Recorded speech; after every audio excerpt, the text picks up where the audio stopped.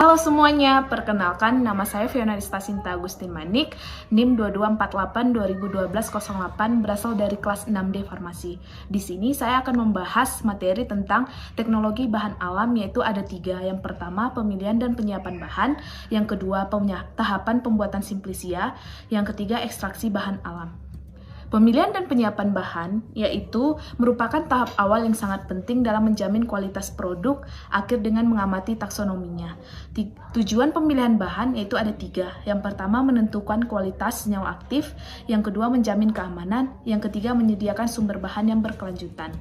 Faktor yang mempengaruhi senyawa pada tumbuhan yaitu ada musim, kadar air, kondisi tanah. Nah, pertimbangan dalam penentuan jenis bahan yaitu pengalaman yang turun-temurun dan pengujian atau screening. Penyiapan bahan baku apa sih?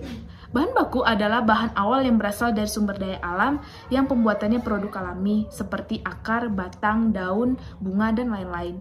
Sumber bahan baku berasal dari hasil budidaya, biota yang hidup liar, dan alamiah.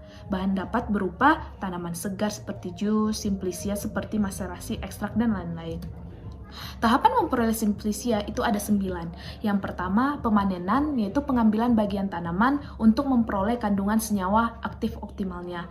Yang kedua yaitu sortasi basah, yaitu memisahkan cemaran bahan yang rusak. Yang ketiga yaitu pencucian.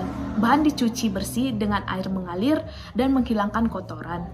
Yang keempat yaitu ada perajangan, memotong bahan kecil untuk mempercepat pengeringan. Yang kelima itu pengeringan dengan menghilangkan kadar airnya dengan metode sinar matahari, kering angin, oven, microwave, atau freeze drying.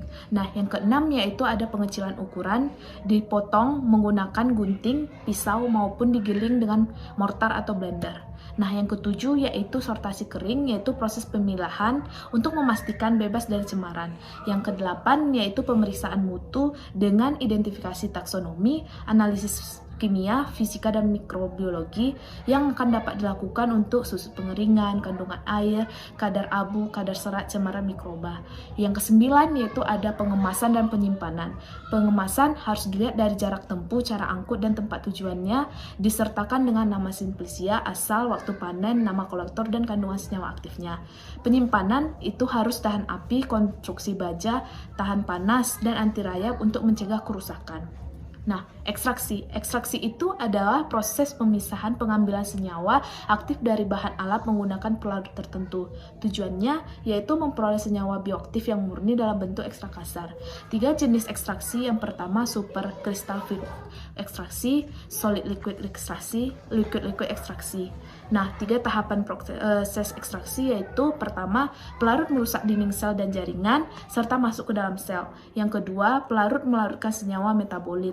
Yang ketiga, pelarut bersama metabolit dikeluarkan dari bahannya. Metode ekstraksi yang pertama yaitu maserasi. Maserasi perendaman dalam pelarut pada suhu ruang, keuntungannya sederhana dan hemat energi. Kekurangannya proses lambat dan lain-lain. Yang kedua yaitu perkolasi, yaitu pelarut menetes terus-menerus melewati bahan, keuntungannya teknologi dan tahapan sederhana. Kekurangannya banyak pelarut yang digunakan. Yang ketiga yaitu reflux, pemanasan bahan dalam pelarut dengan pendingin balik, keuntungannya sedikit pelarut rendaman tinggi, kekurangannya biaya lebih mahal, dan lain-lain. Yang keempat yaitu ada sokletasi, yaitu pelarut dipanaskan berulang dalam alat soklet, keuntungannya sedikit pelarut, rendaman tinggi, waktu lebih singkat, kekurangannya biaya lebih mahal. Nah, yang kelima yaitu ekstraksi dengan ultrasonik, metode ekstraksi yang memanfaatkan gelombang ultrasonik, keuntungannya sedikit pelarut, dan lain-lain, kekurangannya biaya mahal. Nah, yang keenam yaitu ekstraksi dengan microwave, yaitu metode ekstraksi senyawa aktif dengan gelombang mikro, keuntungannya pelarut lebih sedikit, kekurangannya biaya lebih mahal. Nah, yang ketujuh itu ekstraksi dengan ketekanan, keuntungannya sedikit pelarut, senyawa tidak rusak karena panas, yang kekurangannya itu biaya sangat mahal. Nah, pada tahap terakhir yaitu evaporasi. Evaporasi yaitu proses penguapan pelarut dari suatu campuran, biasanya ekstrak cair, untuk memperoleh bentuk yang lebih pekat atau kental seperti ekstrak kental atau semi padat. Nah, alatnya itu rotary evaporator, dapat kita lihat seperti yang digambar ini. Sekian dari saya mengucapkan terima kasih. Bye-bye.